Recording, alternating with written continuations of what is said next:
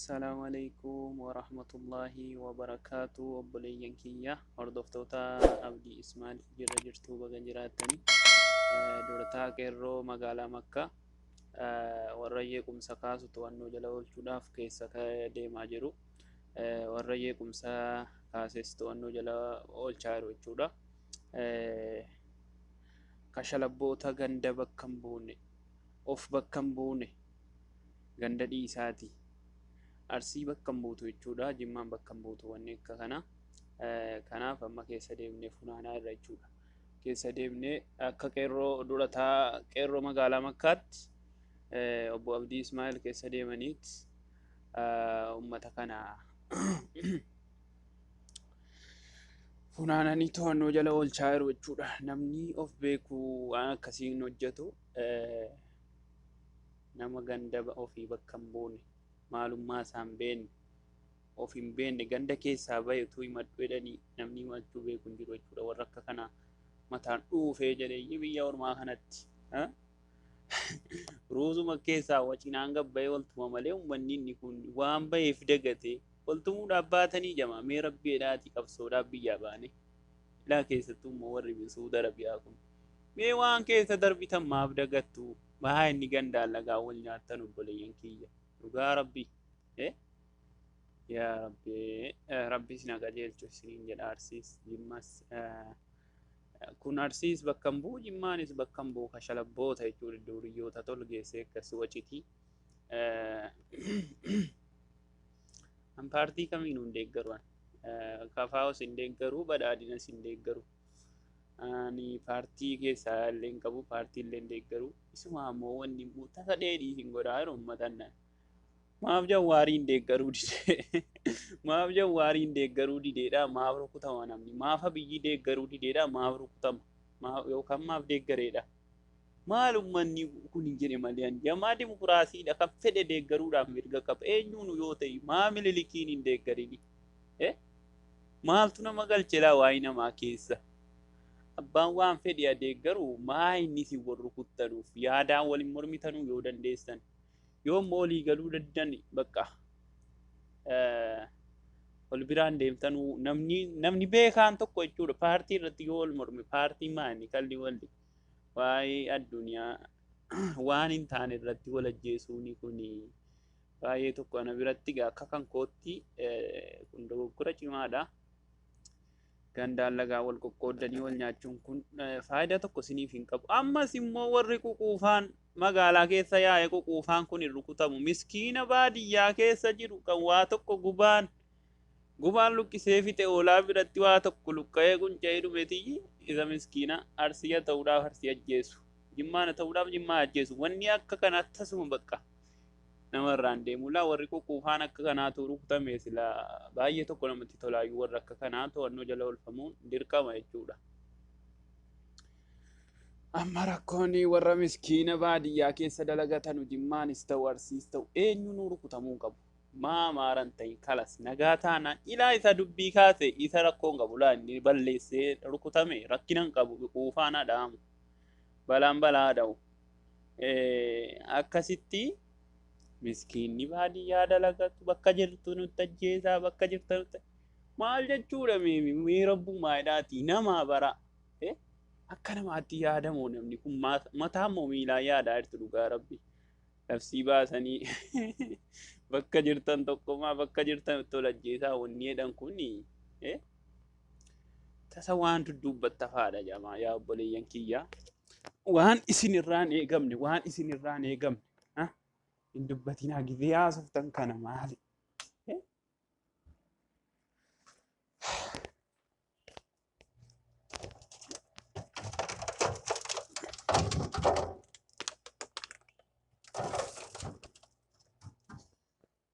of to'ataa dubbadhaa obboleewwan kiyya obboleewwan keessanii fi yaada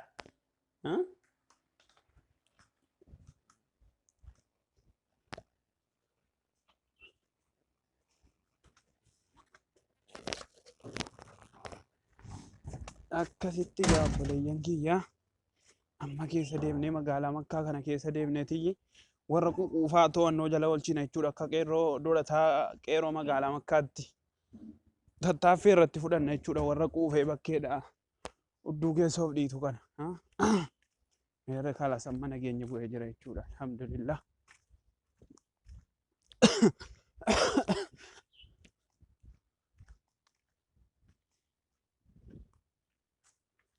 Rabbi gooftaa kan ku'ati.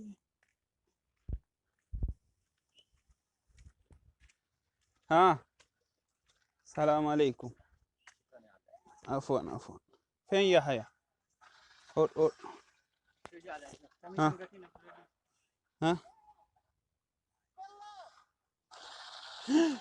لا حول ولا قوة إلا بالله. إيش هذا؟ والله إيش في مشكلة؟ فجر نفسه في الحجر. لا حول ولا قوة إلا akkasitti gaa ilmaan Oromoo yaa obboleeyyan kiyya waliin jibbinaa wal jaalladha. Paartii isin irratti loltan kuni Jawwaar sin beeku Abiyyiin sin beeku inni si wal nyaattumaa inni gandaan lagaa wal qoqqoodde. Laa ilaaha illallah Muhammadun Rasulullah. Waan Oromoo ta'e akkamitti Oromoo wajjeesame mi rabbumaadhaati. Saatiin kun silaa saatii wal ta'anii diina ofirraa deebisanu malee saatii wal nyaannu miti obboleeyyan kiyya. Akkasin siniin jedha. Gochi kun balaaleffatamuu qaba. Eenyuun nu bakka hin bu'u. Ganda fedhellee bakka hin buutu jechuudha warra akkasii. Kashalabboota waan of hin beekne. Ofiyyuu bakka hin buutu siin akka kanaa jechuudha. Duuriyyeetiyyuu waan akkasii hojjeta isiniin jedha. Akka mataa kootiitti akka beekumsa kootiitti fudhataman qabu hin jedha. Hundinuu yaadaan wal mormaa. Paartii kana deeggarte unnaan namni ol deeggaru hin jiru. Unnaan namni paartii deeggaru hin jiru jechuudha. Akkas qoyyaa ishaaraatti dhaabate. Kaameraa gabbuusiin sawwara. Qoyyaa.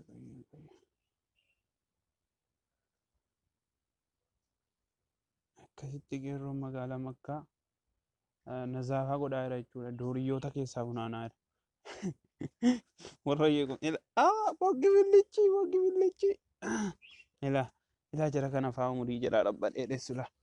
Waan hin taane waan yeequmsa kaasu kanan funaanu keessa deemanii ilaa jara fillafiitii kana cal jedhan kana argaa jirtu miti. Ilaa miskiinatti rabbiin fidin nama haqaan dalagatu haqa namaan barbaanne. Nama haadha isaa abbaa isaa gargaarachuudhaaf biyyaa bahe rabbiin isaa tiksu. Balaan balaa dha'u malee. Ka'itti waan hin taane rabbi nurraa haa qabu. Qoyyaa ishaaraatti dhaabatee jira. Qoyyaa. Allah sawwareera. Wallaahi sawwareera. Makiinaa wayiti ishaaraa kuttee sawwaramte. Kutteetti kalasiisiin 3,000 darbatteetti. 3,000.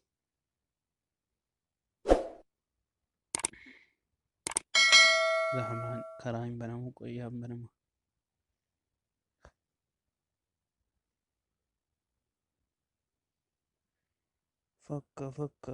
Fakka. Nazil. Hai. Maaf nu dhaabaa oolu jama.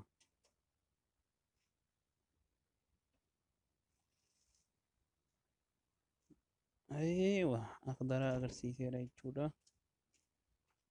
Akkasidha.